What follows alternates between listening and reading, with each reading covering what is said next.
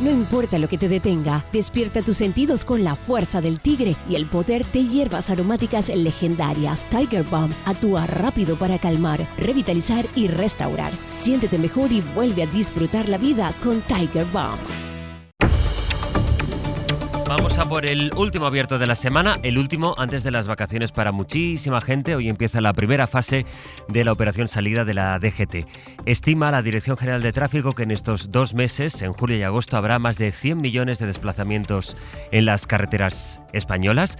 Las vacaciones que además muchos van a empezar con el buen gusto que dejó ayer el partido de España, el España 3, Austria 0, partido de anoche, la victoria de la selección y sobre todo esa imagen que dejaron los jugadores españoles. No sé si visteis el partido. Cristina de la Hoz, buenos días. Buenos días, sí, lo vi, claro. Fue muy vibrante. Yo pensaba también, para nosotros era cuando va a llegar al gol, hasta que llegó, y luego cuando llegara el segundo y el tercero, no sé cómo lo vivieron los aficionados de Austria. Pero en fin, oye, por un día que nos tocó disfrutar, pues a disfrutar. Gonzalo Velasco, buenos días. Hola, buenos días. Hola, Ignasi Guardans, buen día, buenos días. Muy buenos días, buen día. ¿Lo visteis vosotros? Yo estaba en la graduación de la Facultad de Humanidades Comunicación de la Carlos III, tenía un birrete en la cabeza. No había otro día para poner la graduación, exacto, Gonzalo. Una de esas mezclas entre gorro y mesa camilla que se pone en la cabeza en las graduaciones, imponiendo becas a licenciados en periodismo, en estudios culturales. Bueno, entonces está bien. Y la verdad es que fueron muy disciplinados, no se veía que estuvieran mirando en el móvil, estaban muy entregados al acto. Bueno, cómo engaña ya la juventud a los profesores, ¿eh? ¿De verdad crees que no había nadie mirando el partido? Estarían con los mismos pinganillos que se ponen. Tecnología, claro. Vamos, en fin. Bueno, vamos a empezar, si os parece, por la actualidad política, que tiene mucha, en realidad, para ser 3 de julio, pues hay todavía mucha carga política. Y bueno, ayer hubo nada menos que un pleno de investidura en el Parlamento de Andalucía. Ayer sí, a la segunda votación salió adelante la investidura de Juan Manuel Moreno, con los votos, ya saben, del PP y Vox, que gobernarán juntos esa comunidad, la comunidad más poblada de España. Aquello que dijo Juanma Moreno, que iba a ser la excepción andaluza, que no va a ocurrir, o eso era lo que él pretendía, como ha pasado en Extremadura, en Aragón, en Castilla y León, como ya ha dicho Feijóo que hará si es que para llegar al Palacio de la Moncloa suman PP y Vox, pues aquello es finalmente lo que ha ocurrido en Andalucía, lo que él mismo llamó el lío. Volvemos a Sevilla. Jaime Navarro, hola de nuevo. Hola de nuevo. Para explicar, Jaime, de entrada, qué es lo que dice el acuerdo y cómo queda el reparto entre PP y Vox. Pues se trata de un pacto basado en 150 puntos en el que los de Santiago Abascal impone su ideario más ultra. Vayamos por parte. En cuanto a las cesiones institucionales, el líder de Vox en la comunidad, Manuel Gavira, asume la vicepresidenta del gobierno andaluz y encabeza una consejería con competencias en turismo, justicia, desregulación y administración local. Asumen además una vicepresidencia en la mesa del Parlamento y un senador por designación autonómica. Se quedan, por tanto, sin la ansiada cartera de Agricultura. En el apartado ideológico imponen la prioridad nacional en el acceso a la vivienda, exigiendo un empadronamiento histórico de 10 años para poder comprar y de 5 para el alquiler. ¿Cómo se adapta este concepto discriminatorio en el lenguaje de la moderación? Denominándolo arraigo. Entonces lo que se incorpora es un concepto que existe aquí, que se han ampliado además en otras comunidades autónomas. Ahora me estoy acordando de las comunidades de las Islas Canarias, donde se ha ampliado el principio de arraigo en un año más, especialmente para la vivienda. El Pacto Andaluz fija para este año la prohibición del burka en sitios públicos, auditorías al coste sanitario extranjero y un plan de choque en sanidad con circuito preferente para el cáncer. En lo económico introduce rebajas fiscales en el IRPF por educación, gafas o ELA, junto al blindaje del campo y un recorte del 50% a los sindicatos. ¿Cómo lo defiende? Ahora escuchábamos que para Juanma Moreno dice que la prioridad nacional él la centra más en el arraigo que en la nacionalidad. La cuestión es que acaba comprando el marco, la etiqueta, el nombre que viene exigiendo Vox desde el principio, lo de prioridad nacional. ¿Cómo defiende él el pacto y qué dice la oposición, Jaime? Pues el rostro de Moreno en el momento en el que encadena su futuro las ideas de Vox era serio, visiblemente rígido. Tras eso, una comparecencia previa a su designación oficial, Moreno asumió todo el peso de las preguntas y correspondientes explicaciones que intentó de todas las maneras proteger bajo el paraguas de la moderación. Así enmarca este acuerdo en una garantía de estabilidad para los próximos 4 años. Este es un acuerdo de legislatura en el que nos comprometemos ambos a dar estabilidad a Andalucía. Por tanto, el compromiso conlleva la aprobación de los 4 presupuestos. Gavira le lanzó la advertencia de que nunca antes un presidente andaluz había contado con una base de apoyo tan amplia. Se plasma ese apoyo en un acuerdo que la oposición no conoció hasta minutos antes de entrar a la votación de investidura, algo que no gustó a los portavoces de la izquierda, que denunciaron falta de transparencia, ocultismo y una falta de respeto flagrante a la Cámara. María Jesús Montero, portavoz socialista. Lo que hoy se ha producido ha sido auténticamente un fraude de este debate. No conocemos los extremos en los que por primera vez en la historia de Andalucía, desde el franquismo, va a entrar la ultraderecha en un gobierno andaluz. Una visión que compartieron previamente tanto el portavoz de Adelante, José Ignacio García, como el de Por Andalucía, Antonio Maillo, que definió a Moreno como un títere más de Feijóo, dando por enterrada la vía andaluza de la moderación. Gracias, Jaime. A vosotros. García, que llegó a decir: hasta aquí llega Juanma el moderado. Escuchábamos a las 8 de la mañana un pasaje de algo que ocurrió también el mes de julio, finales del mes de julio, en este caso de 2024, hace un par de años, en el mismo Parlamento, donde ayer fue investido Juan Manuel Moreno. Y entre los mismos protagonistas, entre los mismos personajes. Manuel Gavira, portavoz de Vox, hizo una alocución en la que asociaba otra vez inmigración y delincuencia. Y entonces, de esto hace 2 años, no 200, Juanma Moreno le respondió así. Lo que de luego no estamos de acuerdo es utilizar la migración como un elemento político. Mire, ustedes utilizan de una manera sangrante, y lo digo así, sangrante, la migración para generar eso, para que hayan conseguido que sea un problema. Y ustedes no quieren que sea el cuarto problema, quieren que sea el primer problema. Porque consideran que si es el primer problema, eso le van a dar voto, le va a dar rédito político. Y eso es lo que están buscando. Y por eso dicen cosas que no son ciertas. Usted está diciendo aquí que todos los extranjeros que entran o que viven en Andalucía son unos delincuentes salvajes. Usted está generalizando eso. Y eso es un disparate colosal. Mire, para que usted lo sepa, de toda la delincuencia que se ha cometido en Andalucía en el último año, solo un 7% ha sido causada por personas migrantes. Y muchos de ellos, por cierto, europeos.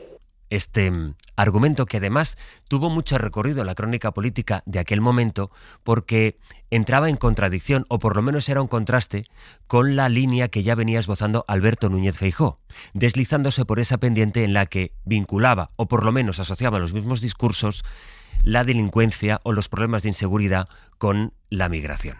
Todo esto corresponde a aquel momento en el que, recordarán, Vox salió de los gobiernos porque quería que se rechazara la acogida, el reparto, la reubicación de los niños y adolescentes no acompañados, de los menores migrantes no acompañados, que acogía Canarias con una presión insoportable, no había instalaciones para darles un cobijo con un mínimo de dignidad, y se estableció el debate de si había que reubicarlos en otras comunidades. Como Vox no quería hacer este reparto, al final el Partido Popular defendía que sí que se tenía que hacer el reparto, desde luego discutiendo las políticas, las directrices migratorias de Pedro Sánchez, al que acusan de no tener una política migratoria. Y en aquel momento, el mismo Juanma Moreno defendió así la necesidad de acoger a niños y adolescentes no acompañados. Si usted cree que estamos poniendo en peligro a la ciudadanía andaluza porque tenemos el corazón así de ancho para que 30 niños y niñas se vengan con nosotros y le ayudemos 30 o 300 más, vamos a seguir con el corazón así de ancho y rompan... Es evidente, Cristina, que muchísimas cosas han cambiado en estos 2 años, sobre todo también en las 2 últimas semanas casi, después de las elecciones andaluzas. Pero de pronto el hombre que se decía a sí mismo, presumía y así diseñó toda su campaña como el más moderado, la alternativa andaluza a la moderación, acaba entrando en lo que él mismo llamó el lío y aquello que él mismo denominó un gobierno imposible. Lo habéis dicho en la crónica, creo que el rostro de Juanma Moreno ayer describía lo que sentía por dentro. O sea, estaba absolutamente serio, nada que ver con el líder político habitual. Era consciente de que, de que se ha quedado a 2 escaños de la mayoría absoluta y de que la única manera de garantizar su investidura era un pacto con Vox, porque tampoco tenía otra alternativa. O eso hubo elecciones, también hubiera existido la posibilidad de ir a una nueva convocatoria electoral. Y entonces, pues efectivamente, yo creo que ha tenido que tragarse un sapo grande en unas circunstancias que no quería. Incluso él insistió mucho, ya no solo sobre los contenidos, sino en el intento de hacer un gobierno monocolor sin la entrada de Vox, que era otra de las digamos, líneas que se había marcado.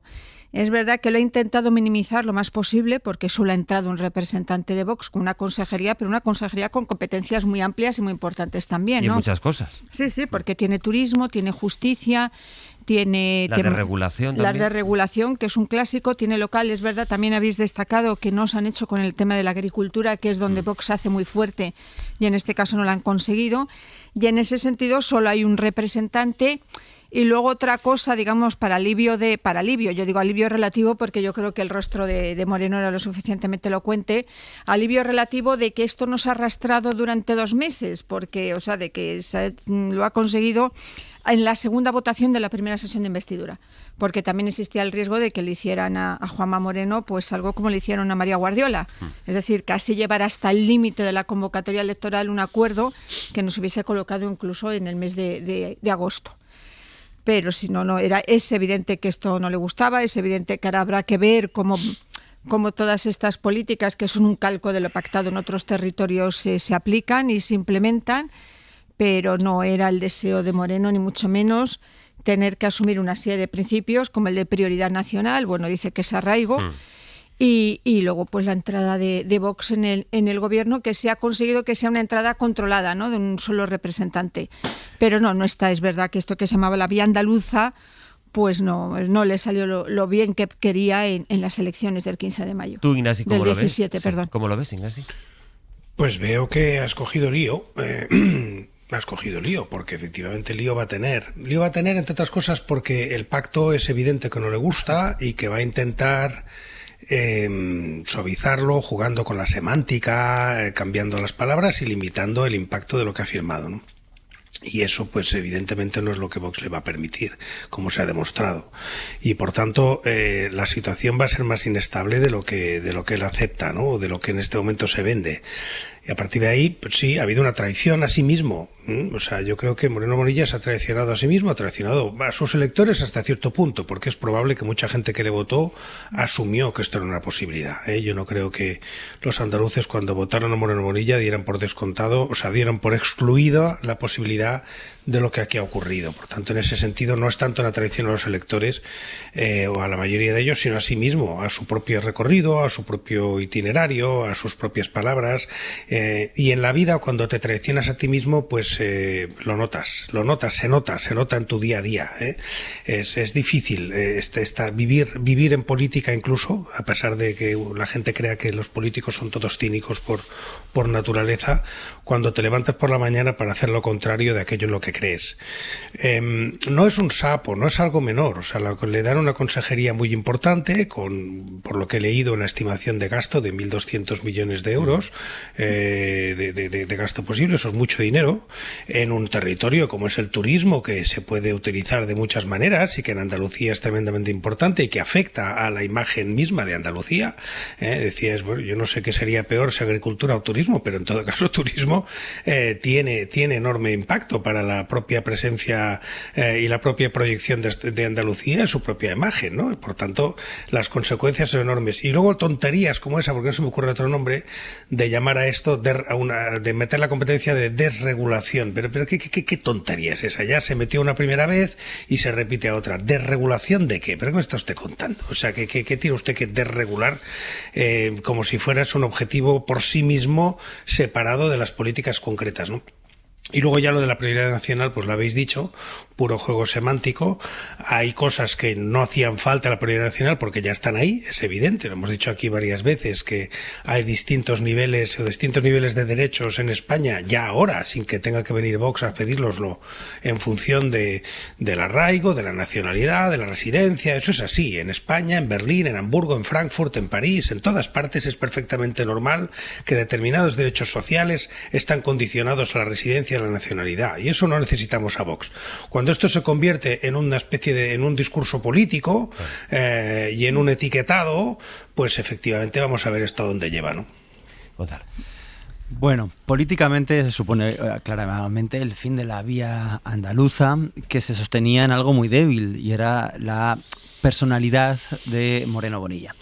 Moreno Bonilla no tenía un programa como tal, no es que fuese un bastión ideológico de la antigua democracia cristiana, ni que tuviese clarísimo que la manera de defender la hegemonía del centro derecha en Europa fuese forjar una independencia respecto a la amenaza de la extrema derecha. Él sencillamente tiene una personalidad, o había hecho gala, más bien, de una personalidad relativamente prudencial, que hacía que ante tesituras como la que has comentado antes, la acogida de menores y adolescentes no acompañados, tuviese, bueno, pues un sesgo más caritativo, más compasivo que el meramente ideológico y casi a veces sádico de Vox. Pero claro, ese fundamento en su propia personalidad de la que ha hecho tanta gala es algo realmente débil y finalmente cedido ¿a qué? Pues a lo que es la tendencia mayoritaria de su partido. Es que no solamente son las comunidades autónomas que toman esas decisiones, sino que esas decisiones hacen que el discurso de Génova y la apuesta de Génova sea por asimilar a Vox a partir de asumir su discurso con el riesgo de que pase lo contrario. Es decir, el diario del Partido Popular es... el de Vox es que no tiene ningún otro programa, no tiene ninguna otra doctrina. Y por tanto esa asimilación veremos en el lado de que se inclina. Políticamente el pacto, ¿en qué se sustancia en las claves principales? Bueno, pues lo de la prioridad nacional es un trampantojo. ¿Por qué? Porque trabajadores extranjeros en Andalucía hay muchísimos, creo que es más del 10%. ¿Por qué? Porque en agricultura y en turismo se necesitan muchísimos. Se necesitan muchísimos para mantener esos trabajos, para mantener esa economía. ¿Qué significa la prioridad nacional? Pues es la manera de decir que no se van a ampliar los servicios sociales para dar cabida y para que se puedan prestar servicios tanto nacionales como extranjeros, trabajadores extranjeros. ¿Qué es lo que se necesita? Porque se necesita que esos trabajadores estén en Andalucía haciendo lo que hacen.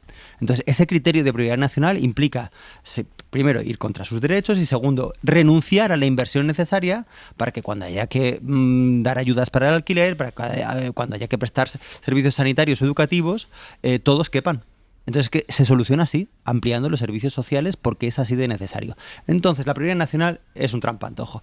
Y por todo lo demás, esa consejería, que es un cajón desastre, claro, yo esto de la desregulación, pues tampoco sé muy bien qué es, pero desregulación y turismo me suena mal, porque si implica que va a ser más fácil construir cerca de la costa, si va a ser más fácil utilizar no sé qué acuíferos en Huelva para poner un cierto campo de golf, si implica por tanto saltarse algunas de las regulaciones medioambientales, pues claro, no tienen medio ambiente, no tienen agricultura, pero me parece que es por ahí por donde se va a colar el embate contra el Pacto Verde Europeo y contra las políticas de sostenibilidad. Quiero llevarlo también a la estrategia nacional del PP. Cristina me pedía intervenir, será en 2 minutos.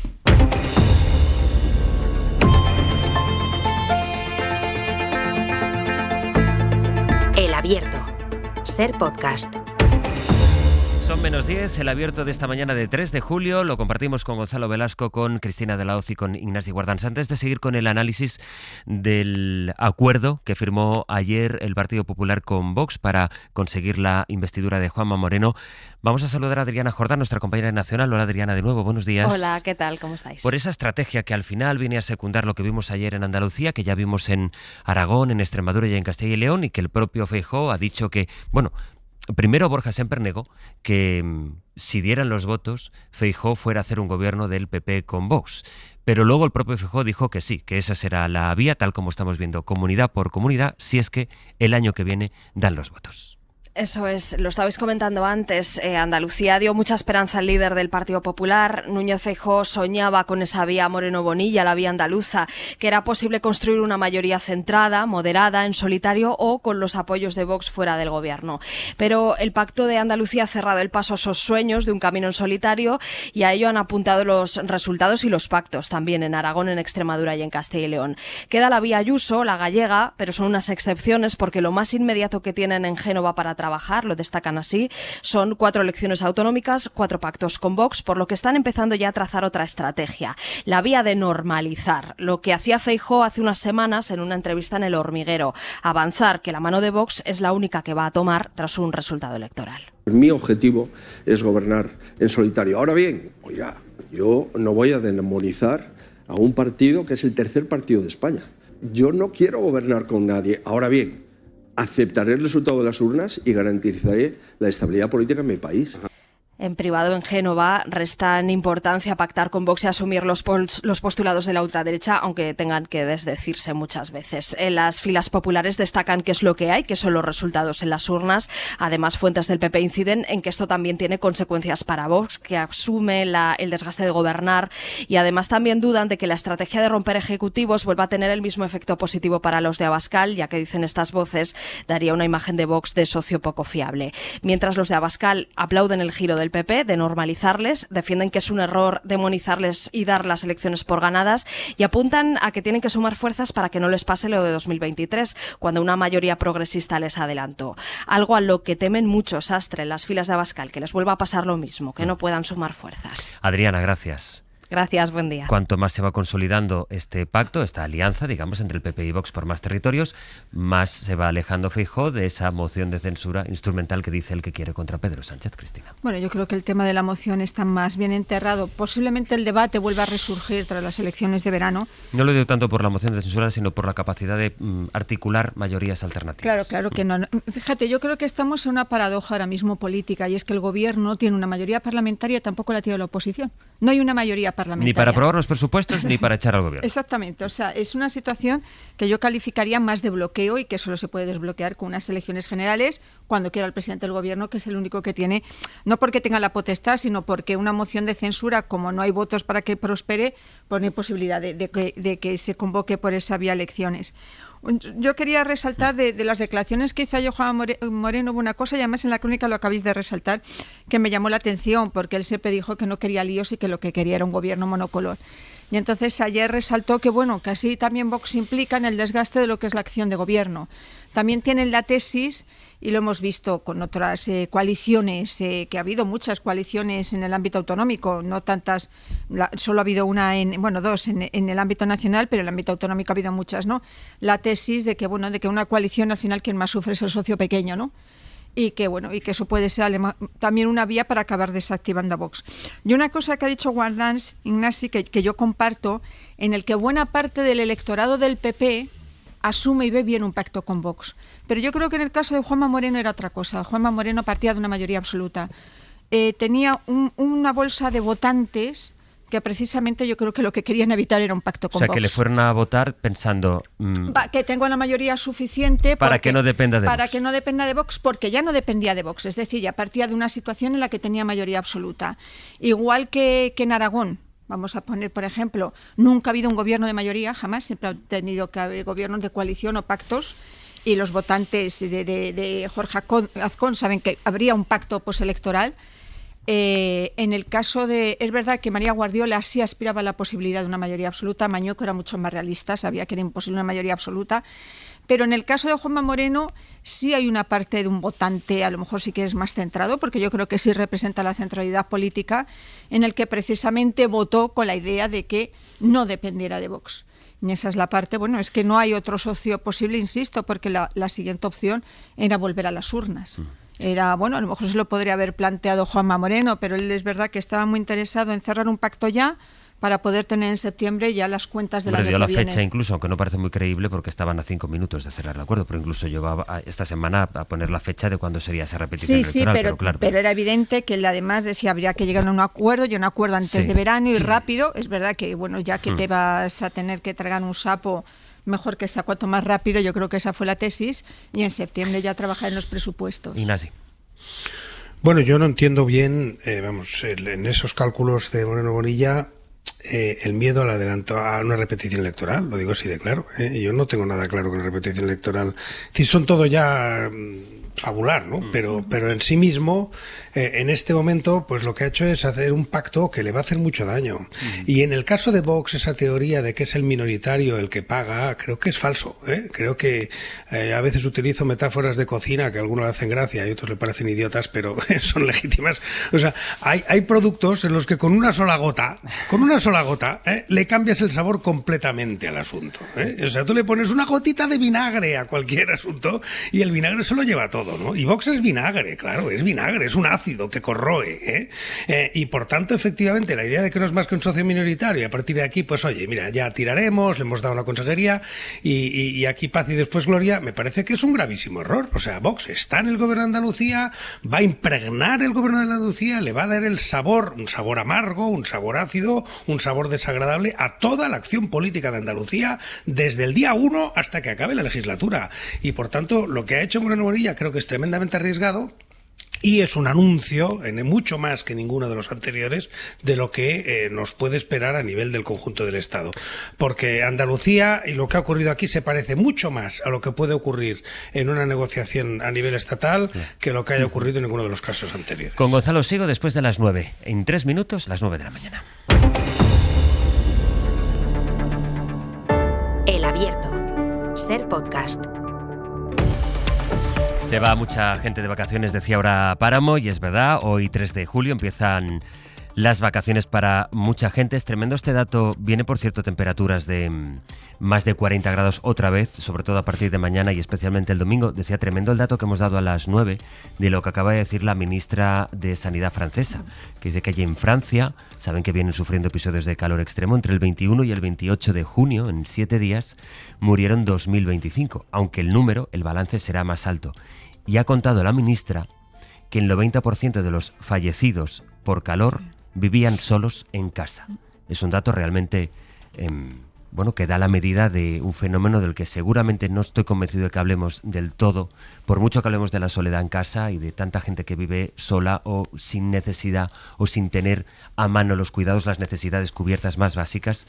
Pues este es un dato que desde luego no debería pasar hoy desapercibido, especialmente cuando estamos a las puertas no ya solo del verano, que también, sino de un episodio extremo de calor. Las 9:08, las 8:08 en Canarias, mañana de análisis que compartimos con Gonzalo Velasco, con Cristina de la Hoz y con Ignacio Guardans. Gonzalo, voy a seguir contigo desde el punto de vista de la estrategia.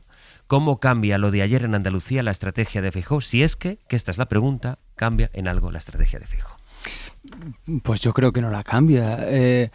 Feijóo se define quizás por no ser un estratega, a mi entender, porque no ha fijado un rumbo desde Génova para sus formaciones autonómicas, porque no ha impuesto ningún límite ni ninguna barrera ética, política, ni tampoco se ha alineado, o sí se ha alineado con un cierto sector del Partido Popular Europeo que es partidario de levantar la barrera a los partidos de extrema derecha y así formar lo que yo creo que es ya un hecho y que en realidad es el hecho noticioso, que es un bloque histórico, ¿no? Hay un bloque histórico que trabaja para formar un nuevo sentido común, con una sensibilidad de derechas que hace pasar por naturales y por tolerables cosas que hasta ahora nos parecían inaceptables y que además desvirtúa el sentido de políticas de equidad, de igualdad y de redistribución que hasta ahora estaban relativamente asentadas, ¿no? Entonces mi sentir es que Feijóo con esto sencillamente se lanza a la piscina.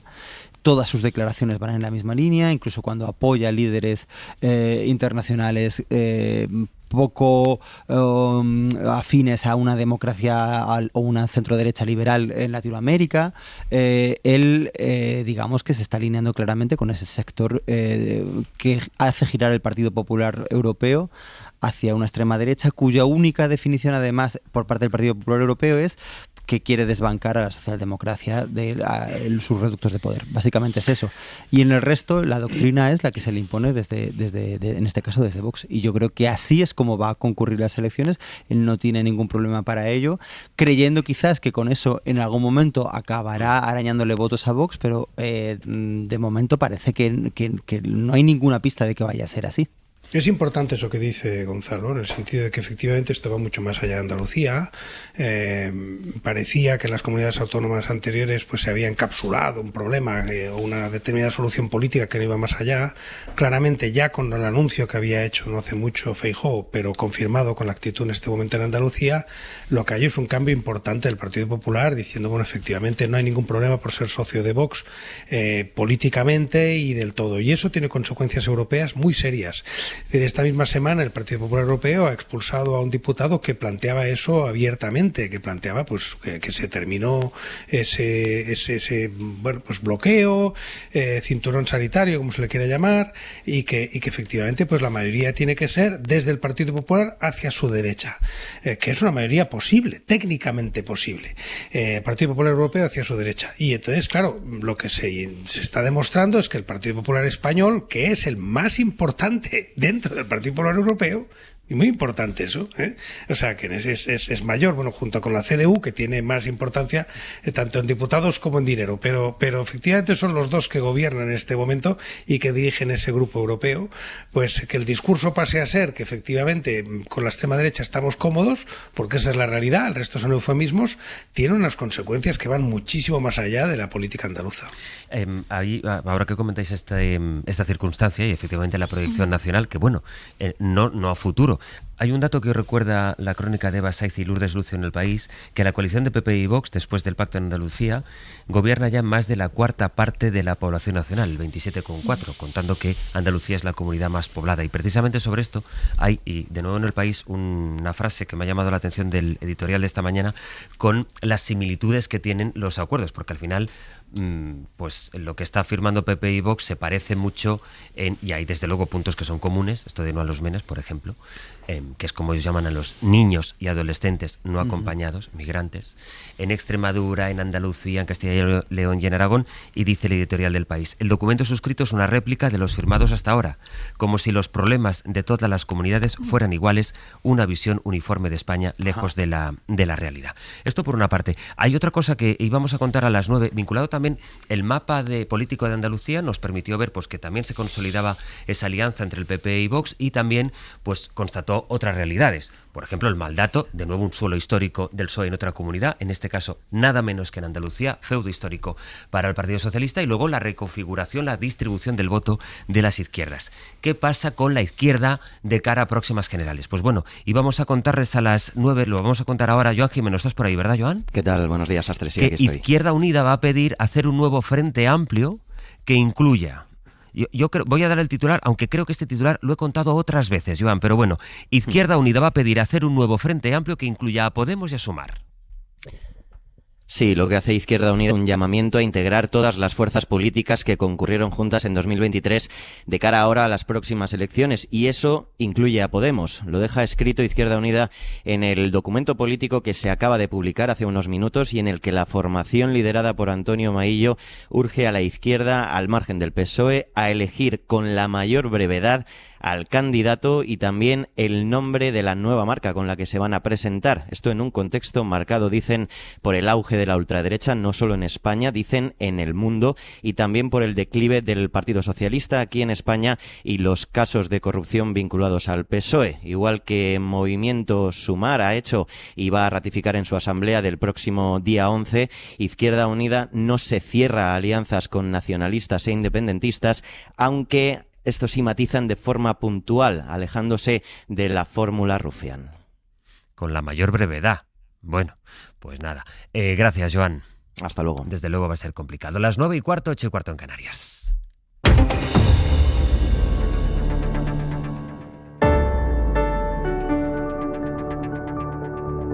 9:18, 8:18 en Canarias. Estábamos ayer en el tramo magazine del programa cuando nos pidió paso Miguel Ángel Campos para contarnos que el juez Pedraz había decidido imputar a la directora de la Guardia Civil, a Mercedes González. Saben que todo esto se deriva del caso Leire Díez, la llamada, ella misma decía que se le daba muy bien la fontanería política, la fontanera de Ferraz, Leire Díez, que se investiga si está detrás y en coordinación con Santos Cerdán de una trama dedicada a tratar de torpedear todas las investigaciones que afectaran al entorno del presidente del gobierno. Básicamente dos.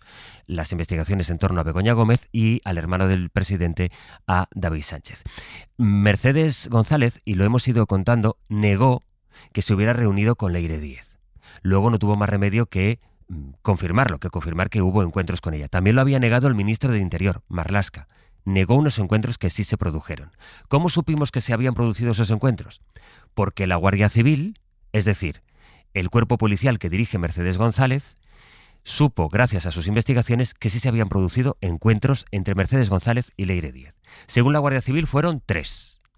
Lo que dijo Mercedes González después de haberlo negado es que tuvo 2 encuentros, o que ella recuerde 2 encuentros con Leire Díez, que dice que fueron 2 cafés. Y desde luego ella lo desvincula de que formara parte de ninguna trama o de tratar de señalar o anunciar investigaciones o expedientes contra aquellos agentes de la UCO que investigaran o que formaran parte de investigaciones contra el Partido Socialista. Después de todo esto y con el sumario ya encima de la mesa, el juez Pedraz decide ayer, a petición de la Fiscalía, imputar no solo a Mercedes González, sino también al director operativo de la Guardia Civil.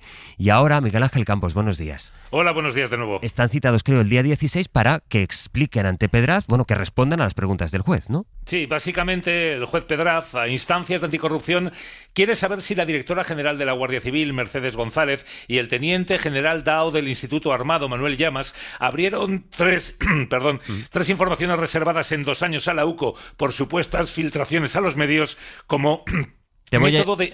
Te echo un capote. No, ya está. Venga, ya pues está, venga, sigamos. Como te decía, ¿quieres saber si Mercedes González y el teniente general del Instituto Armado Manuel Llamas abrieron 3 informaciones reservadas en 2 años a la UCO por supuestas filtraciones a los medios como método de intimidación a estos agentes que investigaban al PSOE al gobierno, o por el contrario, se trataba de expedientes disciplinarios objetivos que se atenían a los hechos? Y si esos 3 expedientes disciplinarios, que fueron archivados sin sanción, fueron instados por la supuesta trama liderada por Leire Díez. En este sentido, la Fiscalía recuerda en su escrito que en aquellas fechas Mercedes González se reunió en al menos 3 ocasiones con Leire. La directora general ha negado que abordara con la supuesta fontanera nada relacionado con la UCO, pero en sus notas previas, la exmilitante del PSOE muestra interés por tratar el asunto. Al DAO también le reprochan que pidiera a la UCO ponerse de perfil, no ser proactiva en las causas políticas, que simplemente se atuvieran a lo que les reclamara el juez instructor. Fuentes cercanas al teniente general Manuel Llamas afirman a la SER que no piensa dimitir, que actuó conforme a criterios objetivos y que defenderá su honorabilidad ante el juez. Las mismas fuentes también recalcan que las informaciones reservadas por sospechas de actuación a algún guardia son más comunes de lo que afirma la Fiscalía. Entre 2024 y 2026 fueron instadas más de 70 en el Instituto Armado. Las 3 del caso concluyeron en nada. González y Llamas, como decías, Sastre, comparecerán como imputados por delitos de prevaricación continuada y obstrucción a la justicia ante el juez Pedraz el próximo 16 de julio. Y el juez decidirá, por tanto, a partir de ese día en que les tomará declaración. Gracias, Campos. Hasta luego. Hasta luego. Bueno, decía Campos ahora que el director operativo de la Guardia Civil no piensa dimitir. Tampoco piensa dimitir ni van a forzar su renuncia por parte del Gobierno la directora general de la Guardia Civil. De hecho, Guillermo Lerma, buenos días. Hola de nuevo, Sastre. Lo que hace el Gobierno es defender la actuación de Mercedes González.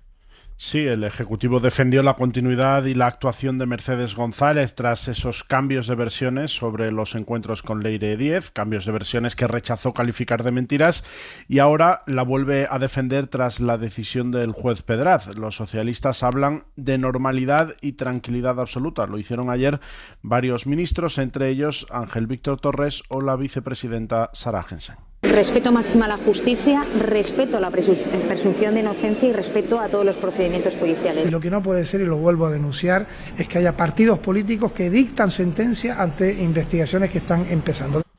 Niega el Gobierno que la Guardia Civil quede en una situación anómala, con la directora general y el número 2 investigados por presuntamente cooperar en las maniobras de la conocida como Fontanera de Ferraz, pero es evidente que como mínimo el cuerpo queda en una situación inédita. Reaccionamos ante hechos y realidades, dicen las fuentes de la Moncloa consultadas, que no ven la realidad como la ve el juez, que sí que aprecia indicios y que sí que observa motivos para imputarlos. El Ejecutivo cree que no existe ninguna obstrucción a la justicia, sino todo lo contrario.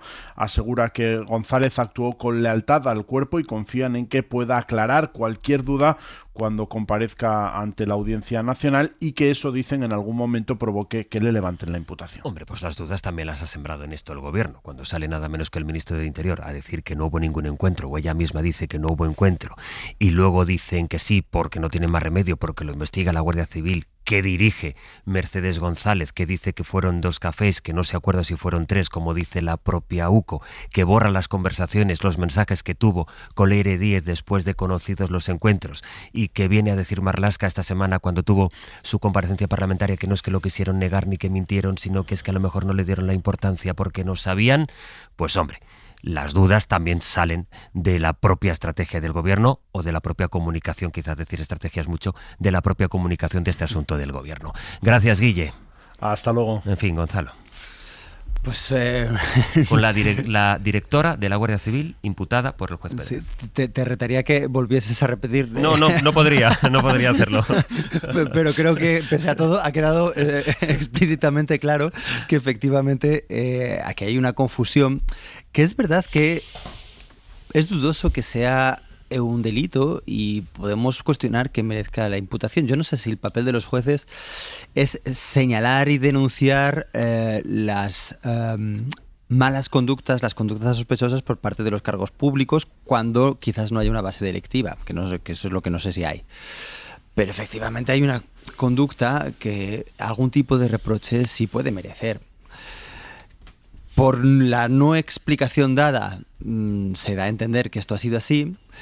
Y claro, porque la directora de la Guardia Civil es una persona que ha sido delegada del gobierno, que ha trabajado en el ámbito de la Federación Socialista Madrileña.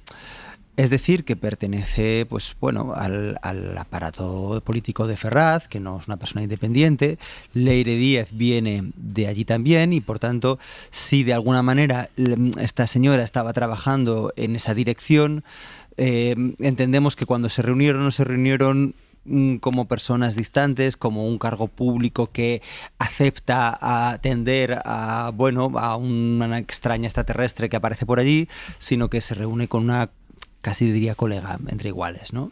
Y si en su conocimiento estaba alguna conversación sospechosa y no hizo nada al respecto, sea la interna en su partido o sea en relación a su responsabilidad, pues oye, pues seguramente haya una conducta que al menos merezca el reproche. Yo no sé si la imputación, aquí se me escapa.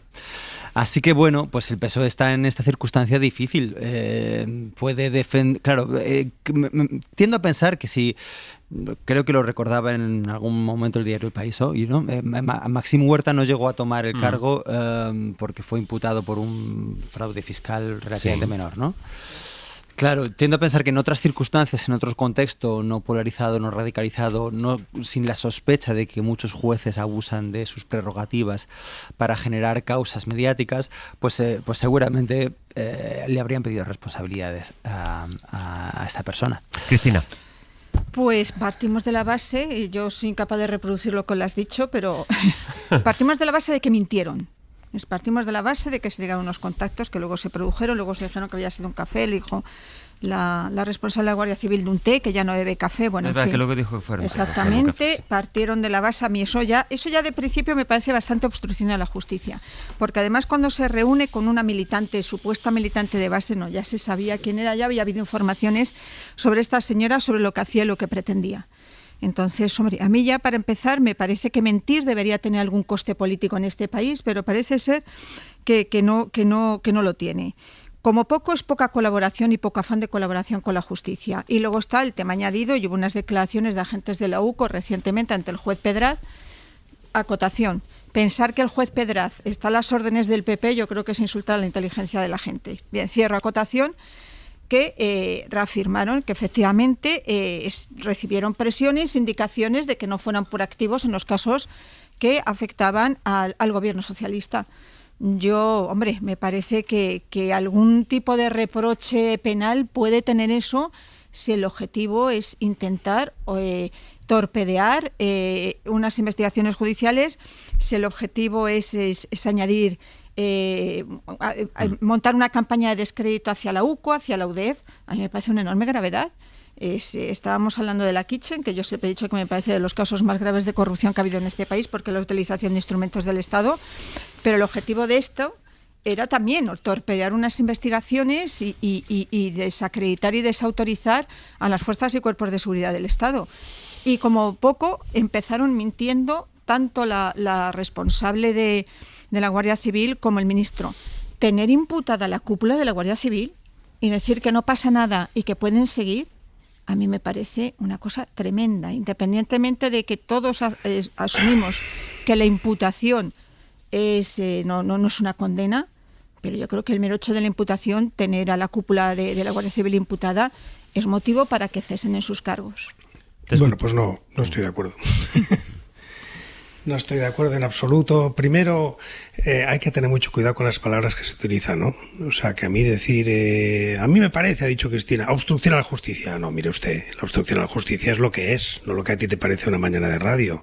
La obstrucción a la justicia es un delito. Por supuesto, no soy jueza ni pretendo erigirme jueza. Bueno, no, allí está. Pues entonces, al hacer un análisis político, yo te aconsejo que de la misma manera que no puedes llamar a alguien que da una bofetada, no puedes llamar que ha habido un delito de lesiones. Es decir, hay que tener cuidado con las palabras que se usan, porque obstrucción a la justicia, y has ido a buscar una palabra que normalmente no debes usar en una charla de bar, has usado una palabra que es la obstrucción a la justicia, no creo que sea la palabra que usas en tu lenguaje normal, es un concepto jurídico definido en el Código Penal, que es el que se le está imputando aquí. Y efectivamente reunirse con una compañera del PSOE o mentir, porque es posible que lo haya hecho, o mentir en una rueda de prensa, en una comparecencia, no ante el juez, porque no ha mentido nunca ante el juez, que sí empezaría a ser quizá un principio de la justicia. Mentirle a un medio de comunicación o mentir en una nota de prensa sobre si se había reunido o no se había reunido es una obstrucción a la justicia.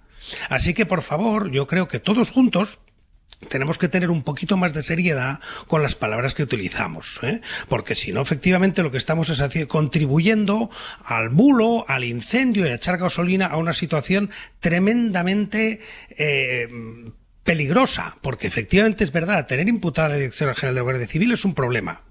Pero tener un juez que considera que haberse sentado con una militante del PSOE es obstrucción a la justicia, para mí es un problema. Sobre todo si en el mismo sistema judicial que considera que todas las conversaciones de Cospedal no son delito. Y que haberse reunido durante horas y horas y horas con Villarejo para confabular no es delito. Y que haberse sentado a decir cómo se manipulan los jueces del Supremo y quién se pone ahí, que eso sí sería también obstrucción a la justicia, encajaría perfectamente el concepto del delito que hay, pues tampoco es delito. Y que en cambio haber hecho una falsedad, que es posible, una falsedad que el ministro haya dicho que no conocían de nada a esta señora y que luego resulta que sí, y que la otra dijera que no se había reunido y resulta que se había reunido en un bar, pues eso, delito no. Que puede tener responsabilidades políticas, probablemente sí, y yo creo que en su momento ya le había dicho que antes de que hubiera esta imputación, pues la directora general, pues creo que ha cometido una torpeza política, pero una imputación penal con un delito de obstrucción a la justicia que supone la violencia, la intimidación, la destrucción de pruebas, la falsificación de testimonios, eso es la obstrucción a la justicia. Entonces, los propios generales de la Guardia Civil, que están en este momento muy heridos porque se les amenazaba y se les coaccionaba porque se les investigó, también tendrían que explicar. Tendrían que explicar por qué, si alguien les hace preguntas sobre la revelación de secretos y sobre la filtración de documentos, el hecho de que se inicie una investigación para saber por qué investigaciones bajo su mando están apareciendo en los medios día sí y día también, preguntar por eso y hacer una investigación reservada, que es algo que se hace con mucha frecuencia en la Administración. Yo soy de director general. Yo he sido testigo de una investigación reservada en una determinada dirección general. Eso pasa cada día. Y cuando se hace una investigación reservada, que tiene efectivamente unas connotaciones distintas, que significa, como su propio nombre indica, reservada, porque efectivamente suelen ser investigaciones que afectan pues a la honestidad o a la integridad de aquel que está siendo investigado. Eso es lo que ocurre. Entonces, que abrir eso por sí solo ya sea un acto de intimidación, me parece que lo que se está haciendo es intimidar al director general de Guardia Civil, porque le podemos dar la vuelta al razonamiento. Lo que está haciendo el juez Pedraz y lo que está haciendo las asociaciones de la Guardia Civil es decirle a la directora y futuros directores generales de la Guardia Civil: oiga, usted no investiga nada, que será imputado. Aquí haremos lo que nos dé la gana, cuando nos dé la gana, filtraremos lo que nos dé la gana, y como usted haga preguntas, consideraremos que está usted amenazándonos en nuestra libertad. Eso es también la lectura que yo hago de esta imputación. Como imagino que el juez Pedraz sabrá mucho más que nosotros de temas judiciales. Bueno, tiene más penales, poder. Saber más es muy discutible, perdóname. Yo estoy convencida de que sabe más que cualquiera de nosotros. Pues si yo me creo que no. permites, Yo creo si que me no. permites. Ese acto de fe en los jueces que tenéis, los jueces tienen más poder. Esa idea de que los jueces tienen todos más sabiduría que los abogados, que los fiscales, que los catedráticos, no es verdad. Los jueces tienen más poder. Pero a mí ni Peinado sabe más, ni más que yo probablemente, pero no más que muchos juristas de España. Ni Calama sabe más, ni Pedraz sabe más. Lo que tiene es más poder, eso sin duda. Hombre, yo parto de la base de que Pedraz sabe muchísimo más que todos nosotros de lo que es la ley, la aplicación de la ley, No ¿Quiénes es somos posible, todos no nosotros? es ¿Todos los no abogados es- de España? Bueno, me vas a dejar. No, ¿Me pero dejas? ¿a qué te Perdona. refieres? ¿Pero a qué te refieres que sabe Más que los que estamos Más aquí, que los se ha que estamos entendido, aquí. lo ha dicho Sí, al de principio. acuerdo. Venga. Efectivamente, no de un magistrado del Constitucional, pero yo entiendo que sabe, a lo mejor, oye, Pedraz sabe mucho menos que vosotros de estos temas. Yo confieso que creo que Pedraz sabe mucho más que yo de estos temas. No es posible que haya mentido, se mintió, este es un hecho objetivo. Mintió incluso sobre los contactos posteriores, porque habéis recordado que incluso mantuvo unas comunicaciones vía WhatsApp, que en el caso de la directora general de la Guardia Civil se borraron y que luego, que ha habido unas declaraciones de los responsables de la UCO. Esto a Pedraz le ha olido a una posible responsabilidad penal. Oye, luego que a lo mejor va a declarar, le levanta la imputación, pues muy bien. Pero fíjate que el juez Pedraz entiende que haya habido un intento de presión para cortocircuitar las investigaciones que afectan a los casos de supuesta corrupción que rodean al PSOE. A lo mejor es que Pedraz, primero está maniatado por el PP o no sabe mucho de la aplicación de la justicia. No hagas caricatura porque contestas con caricatura. Entonces, si contestas con caricatura, me obligas a que te conteste con caricatura. No es con caricatura, pero, sí, pero dar por hecho que es que Pedraz no sabe lo que se hace. Está yo querría entendido, hacer una precisión ahí a lo que he dicho antes. Déjame hacer una precisión también. Lo decide Pedraz a petición de la Fiscalía, anticorrupción, es decir, son más criterios que se acumulan. La misma que ha pedido retirar el pasaporte. Sí. Precisa que voy con Gonzalo. La anticorrupción. Preciso. Mira, los jueces, un juez, cuando toma una decisión, está ejerciendo dos cosas. Por un lado, saber, y por otro lado, hacer un juicio. Entonces, que saben derecho penal los jueces, no tengo ninguna duda. Creo que lo mismo saben que los fiscales y que los abogados. Lo que hacen es un juicio, y el juicio es perfectamente discutible. O sea, la opinión del juez de considerar que, porque es un juicio de valor, que no tiene nada que ver con saber. Ese acto de fe que hacemos en los jueces yo no lo tengo, porque lo que hace es un juicio de valor. Está infiriendo, que es la palabra, que esa reunión que tenía era para conseguir un determinado objetivo. Eso es una opinión del juez, a la que efectivamente la sociedad, si nos ponemos profundos, le ha confiado al juez hacer esos juicios de valor. Eso es su responsabilidad. Pero esa idea de el juez sabe más y los demás nos tenemos que quedar todos calladitos, perdonad, no la respeto. Y no es un tema... No te he porque dicho esto que tienes que callarte. No. Creo que al final, al revés, me lo has que no dicho tiene tú a nada mí. que no tiene con saber más, que esto no va de saber derecho penal, que esto va del juicio de valor que el juez va de criterios, por eso nuestro sistema es un sistema basado también en los recursos y por eso hay jueces o tribunal. Sí, hombre. Pero lo que intento es distinguir lo que es saber derecho penal de los juicios de intenciones que hace este señor, que es el mismo sistema judicial que considera que no es un tema de saber derecho penal, que Dolores del Cospedal, reunida con Villarejo, pues resulta que, y con grabaciones concretas, ahí no hay delito ninguno. Eso no es un tema de saber o no saber penal. Esto es un tema de considerar en un juicio de valor que ahí no había nada. Y que, por ejemplo, pues grabaciones que había que afectaban a Rajoy se quedaron en un cajón, que los guardó García Castillo. Todo eso no tiene nada que ver con saber derecho penal. Son juicios que hacen los jueces y que los demás tenemos derecho a contradecir. Claro, Gonzalo. Yo estoy de acuerdo con Ignasi en que, por eso comenzaba mi intervención anterior diciendo que no es papel de los jueces señalar las malas conductas a través de imputaciones. ¿Por qué? Porque si la sospecha y la mera concatenación, es decir, se ha reunido con una persona, aunque no tenemos indicios para saber qué es lo que han tratado, sirve para iniciar una imputación, entonces el umbral de lo que es necesario para iniciar una imputación es muy bajo. Y esto es relativamente peligroso. Entonces, Exactamente. Claro, entonces solamente la mera sospecha de que ahí podría haber pasado algo no debería merecer una imputación, sino que, si acaso, que se debería investigar previamente. Y sobre todo, ¿quién tiene el papel de denunciar esto? Pues la sociedad civil, es decir, por ejemplo, los medios de comunicación. Una sociedad está judicializada cuando eso que hacen los medios de comunicación, oye, se saca a la luz que hubo esas reuniones y eso ya merece una rendición de cuentas por parte de los responsables. Y ahí el partido político en cuestión, en este caso el PSOE, tendría que salir a explicarlo y la responsable tendría que salir a explicarlo, pero no hace falta que haya una imputación para que esa rendición de cuentas acontezca.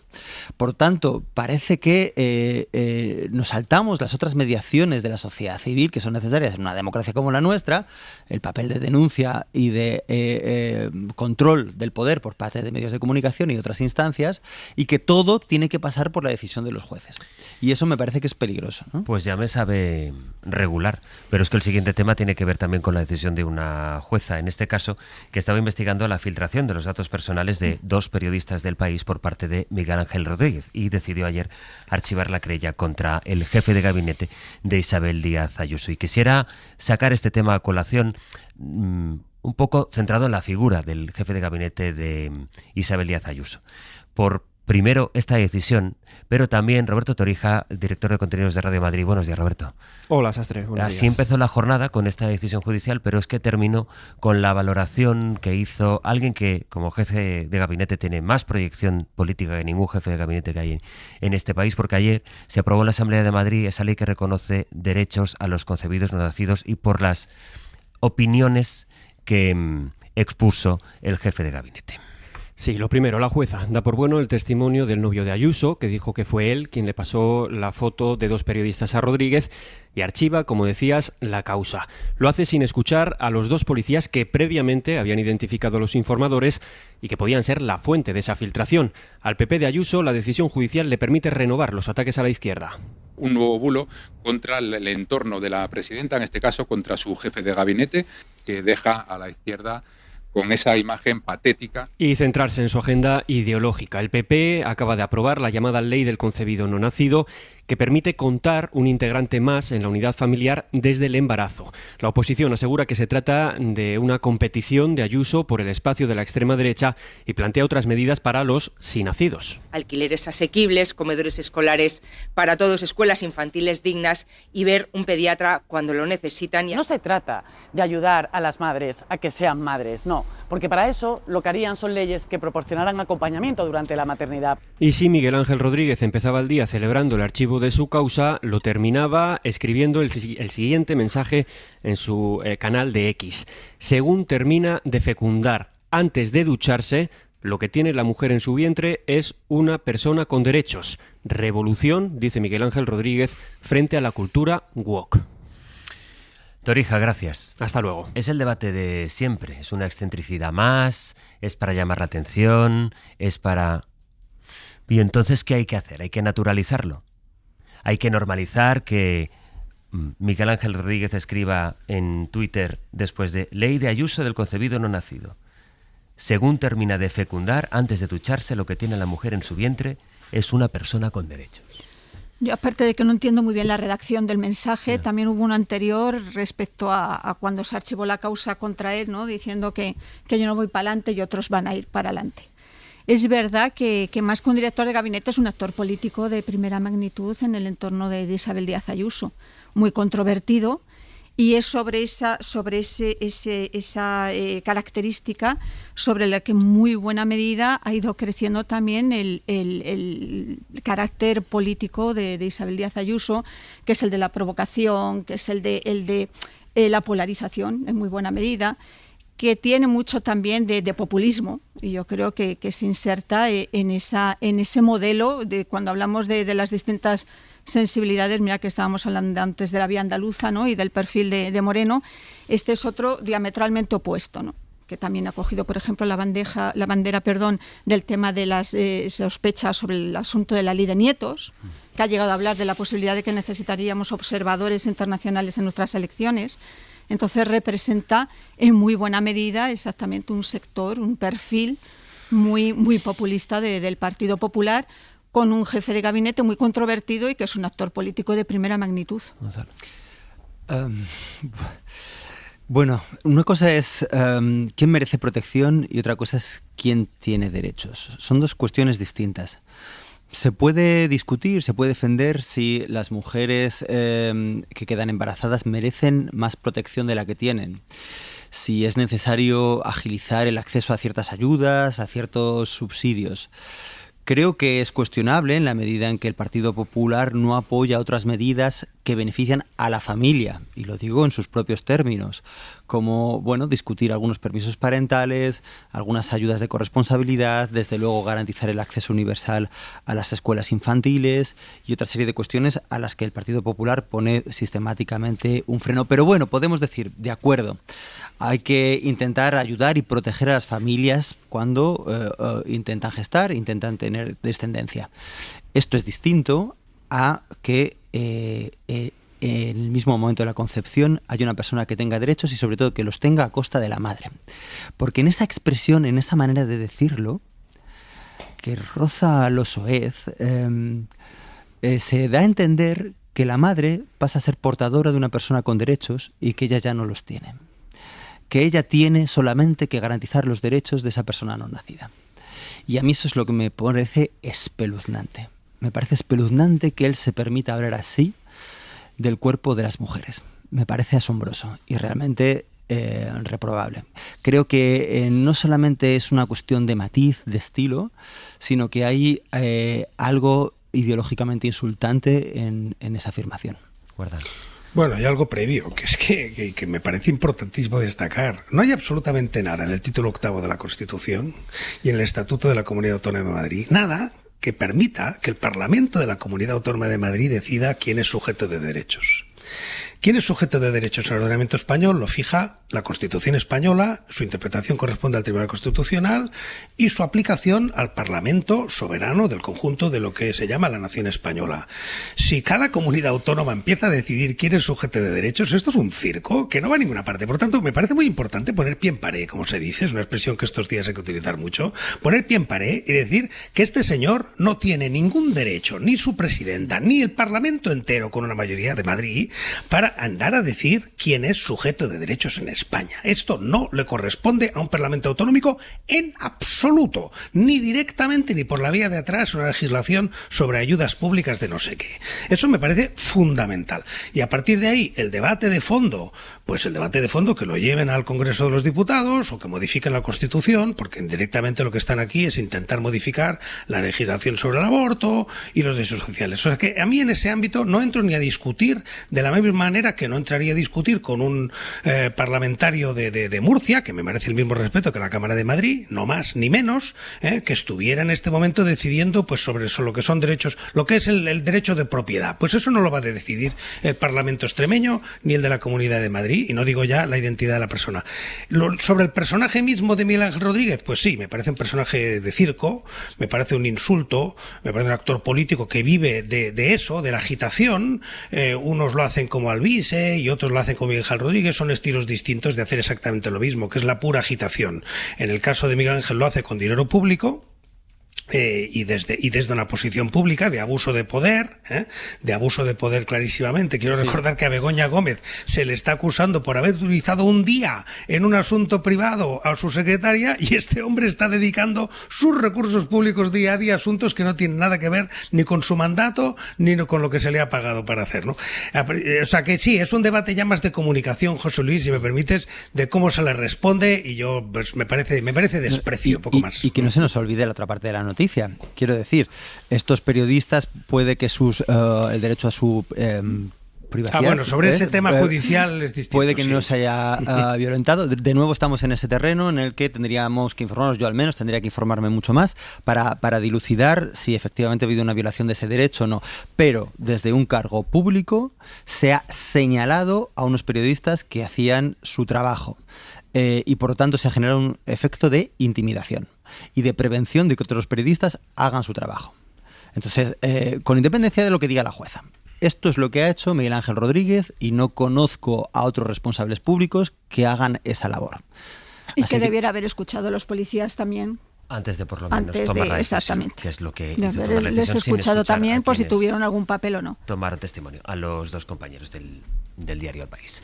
Bueno, son 48, dos asuntos internacionales. Uno es una declaración muy llamativa, se ha producido esta madrugada. Saben que en torno al terremoto de Venezuela, que deja ya, según el último balance, más de 2.500 fallecidos, el último balance oficial, eran 29 también los fallecidos españoles, según actualizaba esta misma mañana el Ministerio Español de Exteriores.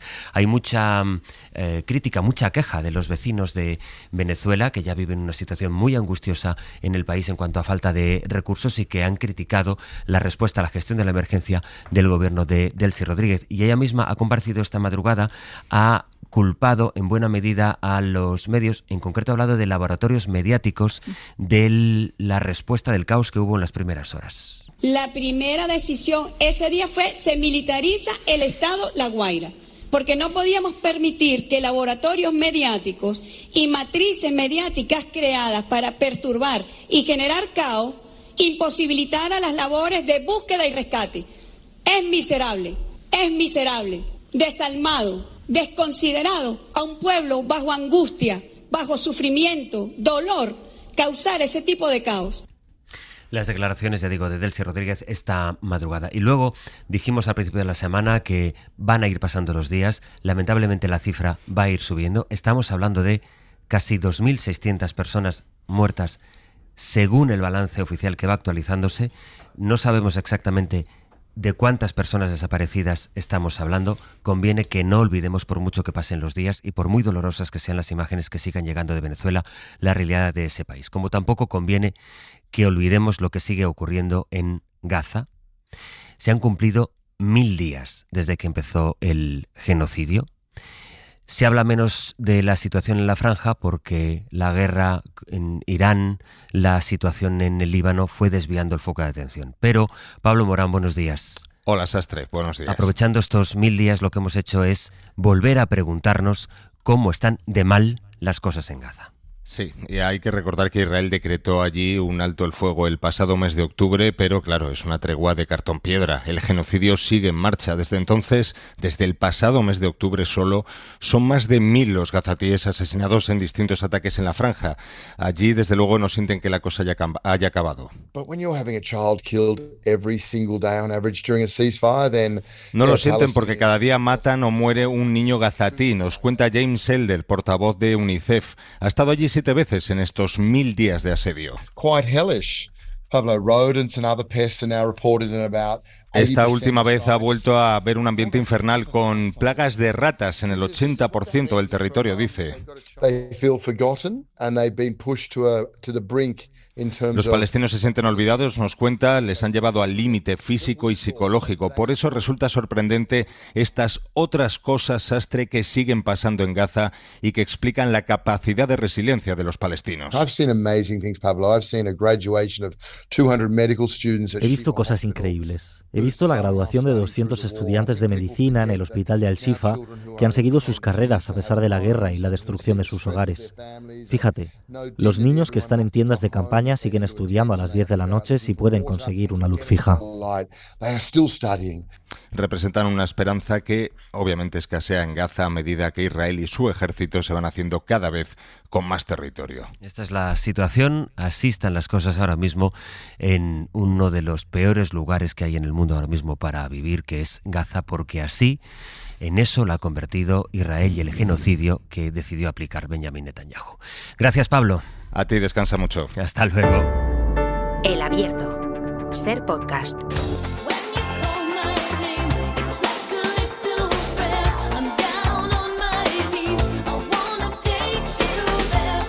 Tenemos que hablar de Madonna esta mañana. Pepe Rubio, Sergio Castro, buenos días. ¿Qué tal? Buenos días. Bueno, pues ya que estamos en un espacio informativo, os informo que Madonna no nació en Wisconsin. No.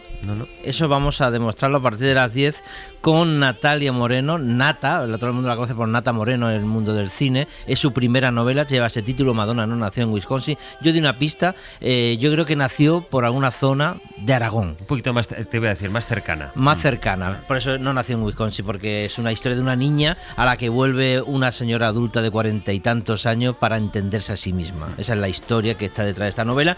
Pero no solo vamos a hablar de esta novela, sino que vamos a hablar de todas las que ustedes quieran. ¿Y por qué digo esto? Porque pueden llamar desde ya al 900-100-800 para decirnos esas novelas o poemarios, lo que quieran, que les han marcado en las lecturas vitales de su vida y que quieren que los demás disfrutemos también de ella. Y también, ya que estamos en estas fechas, también esas novelas muy bonitas para verano. Eso es, lecturas para el verano, lo que ustedes quieran. Pero, hombre, si nos recomiendan algún libro para el verano, por si hubiera alguien que empieza ya sus vacaciones, pues no estaría mal. 900-100-800. Y a partir de las 11 a Fernando Neira y a Ana Urrell les corresponde el último baile de las historias musicales de la temporada. Hoy no con un disco de la semana, sino con dos. La de los artistas Gia Margaret y Ángelo de Agustín, que tienen una cosa en común, aparte de ser músicos. Los dos perdieron la voz en algún momento de sus carreras profesionales. Ahora las han recuperado y vamos a detenernos en los dos nuevos discos de ambos cuando la voz ya ha sido recuperada. Viene también la artista mexicana Silvana Estrada para hablarnos de su gira que ahora empieza en España y de su último trabajo. Vendrán Suaves Lluvias, y en la charla tanto Ana Urrell como Fernando Neira van a proponernos algunas posibles candidatas canciones de verano. Está muy bien, pues así iremos acabando esta semana y el Hoy por Hoy de hoy viernes. Gracias, chicos. Y gracias también a Gonzalo Velasco, Cristina de la Hoz e Ignasi Guardans. Muchas gracias por acompañarnos esta mañana y hasta la próxima. Gracias. Adiós. A ti, Sastre. Qué feliz suerte verano van a tener los oyentes de la SER por la noche a partir de septiembre. Los de la mañana y la tarde también. Pero bueno, los de la noche, si se quieren esperar un poco, pues es eso que les voy a agradecer. Sastre, descansa. Adiós, chicos. Buen verano. Buen verano.